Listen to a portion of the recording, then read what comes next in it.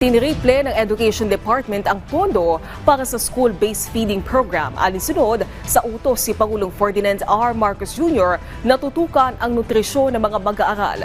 Samantala, sinagot naman ng Malacanang ang iba't ibang usapin. Si Clazel Pardilla ng PTV sa Balitang Pambansa.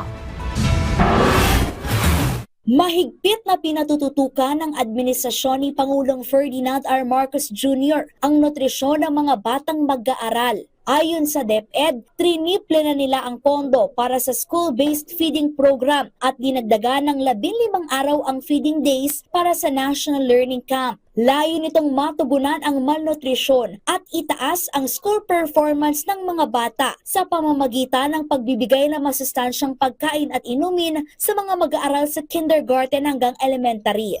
Binigyan diin ng pamahalaan na dapat mapanagot ang mga nagpapakalat ng fake news. Giit na Executive Secretary Lucas Bersamin, masaklap ang epekto ng mga maling impormasyon na sa ngayon ay hindi na lamang sa Pilipinas naglipana, kundi maging sa ibang bansa. Ipauubaya na lamang daw ng gobyerno sa mga kinaukulang ahensya ang pagsawata sa fake news maging sa mga individual na nasa likod nito.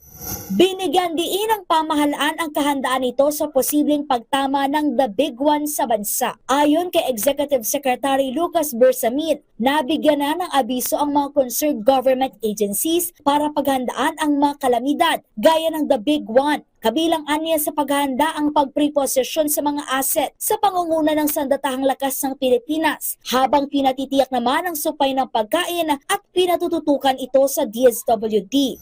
Tiniyak ng Department of Migrant Workers na pinatututukan na ni Pangulong Ferdinand R. Marcos Jr. ang lagay ng mga Pilipino sa Qatar matapos maaresto dahil sa umano'y pagsasagawa ng political protest. Ayon sa DMW, bagaman pansamantalang nakalaya ng mga ito, pinatitiyak pa rin ng Pangulo na mabibigyan sila ng legal assistance at mapangangalagaan ang kanilang kapakanan. Nagpasalamat ang DMW sa mga otoridad at gobyerno ng Qatar sa pagpayag na mapalaya ang mga OFW.